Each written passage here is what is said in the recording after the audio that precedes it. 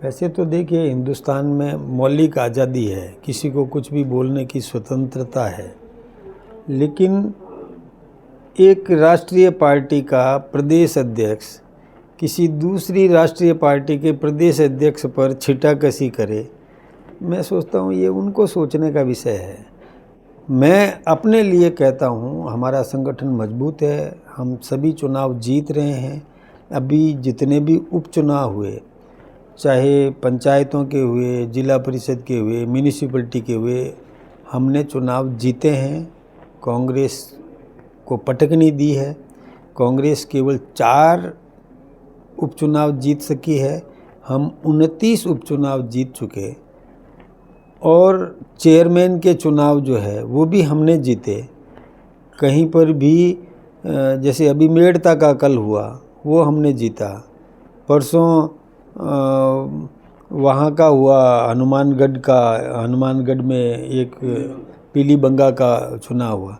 कांग्रेस के पास में 22 पार्षद थे, हमारे पास में 12 ही थे, फिर भी हम 22 वोट लेकर के जीते। कांग्रेस 12 पर छिटक करके रह गई। यानी कांग्रेस के पास में अब कुछ जनाधार रहा नहीं है, वो केवल अंदरगल बयानबाजी कर रहे हैं, उसका नुकसान उनको हो रहा है, उनसे अपना घर संभल नहीं रहा है, उनके अंदर भी फूट बढ़ती जा रही है, उसको वो कंट्रोल नहीं कर पा रहे हैं।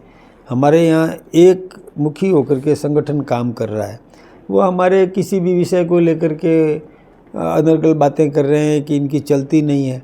हमारी चलती है कि नहीं चलती है, ये हमको देखना है। हमारी नहीं चलती होती हम चुनाव जीतते क्या? हम एक मुखी नहीं होते तो चुनाव जीतते क्या? हम संगठित हैं तब चुनाव जीते हैं। सारी शक्तियाँ लगी है, सभी हमारे नेताओं की ताकत लगी है, सभी हमारे प्रतिनिधियों की ताकत लगी है, हमारा कार्यकर्ता एक मुखी होकर के लगा है, तब चुनाव जीत रहे हैं। वो बिखर क्यों रहे हैं? उनके अपना धन वो खोते जा रहे हैं, समाप्त। अब देखिए ज्वाइन कर रहे हैं लोग। कल हमारे पास में ये श्री गंगानगर जिले से एक चेयरमैन यहाँ आई, कांग्रेस की चेयरमैन, जो सिटिंग अभी चेयरमैन कांग्रेस से है, वो हमारे यहाँ आई और उसने बीजेपी ज्वाइन किया। लोग आ रहे हैं, कोई जमींदारा पार्टी के लोग आ रहे हैं, वो बीजेपी ज्वाइन कर रहे हैं हमारी पार्टी में, और लोग मतलब कांग्रेस से मोह भंग होता जा रहा है लोगों का, और हमारे साथ आके जुड़ रहे हैं। तो संगठन हमारा मजबूत है या उनका मजबूत है? हम अपने संगठन को सही दिशा में ले जा रहे हैं, सही ढंग से हमारा काम चल रहा है, हमारी सरकार बहुत अच्छी चल रही है, हमारे आपस में समन्वय है, और हम सरकार चला रहे हैं। सरकार विकास करती जा रही है, लगातार विकास हो रहे हैं, नए नए हम जो योजनाएं बना रहे हैं वो क्रियान्वित हो रही है। वंदे गंगा जो है वो भी हम उसमें सफल हो रहे हैं।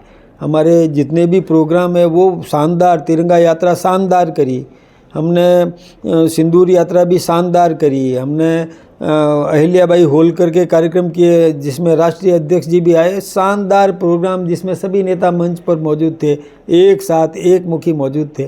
तो ये वो समझ नहीं पा रहे हैं कि हमारा संगठन एक है, हम सब एक हैं, और छोटे छोटे विषयों को लेकर के कभी किसी को भड़काने के, बच्चों को भड़काने का काम कर रहे हैं।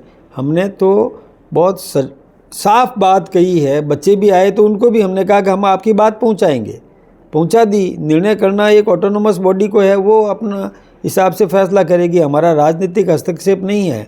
जैसे डोटासरा जी ने और आरपीएससी में खुद हस्तक्षेप करके अपने परिवार के सदस्यों का चयन करवा दिया, वो आज कटघरे में जाने की स्थिति में है, तो जिन्होंने किया वो भी समस्या में है। हम ऐसा नहीं करते भाई, हम वहाँ हस्तक्षेप नहीं करते। सुझाव देना अलग बात है, हस्तक्षेप करना एक अलग बात है। हम हस्तक्षेप नहीं करते, हम बिल्कुल सम्मान करते हैं। ऑटोनोमस बॉडी है, उसको वो खुद निर्णय करे, वो अपना विवेक से फैसला करे। हम उसमें अपने हिसाब से फैसला कराने का काम नहीं करते। बात पहुंचाना है, किसी ने बात कही है पहुंचा दो तो पहुंचाने का काम करते हैं, इससे ज़्यादा कुछ भी नहीं करते। उनके समय की स्थिति वो हम पर मत ला दो, वो अपने प्रक्रिया जो उनका काम करने का तरीका अलग है, हमारा काम करने का तरीका बिल्कुल अलग है। हमारे यहाँ पर एक मुखी और सामूहिक निर्णय होता है, सामूहिक सब बैठ करके फैसला करते हैं। निर्णय करने वाला एक व्यक्ति करता है। आज मैं प्रदेश का अध्यक्ष हूँ तो मैं निर्णय नहीं कर सकता हूँ अकेला, हमारी भी एक टीम है, हम टीम के साथ पहले चर्चा करते हैं, उसके बाद निर्णय करते हैं। ये उनके समझ में थोड़ी आएगा, वो तो एक कारण वो मतलब डिक्टेटरशिप वहाँ चलती है, हमारे यहाँ डिक्टेटरशिप नहीं है।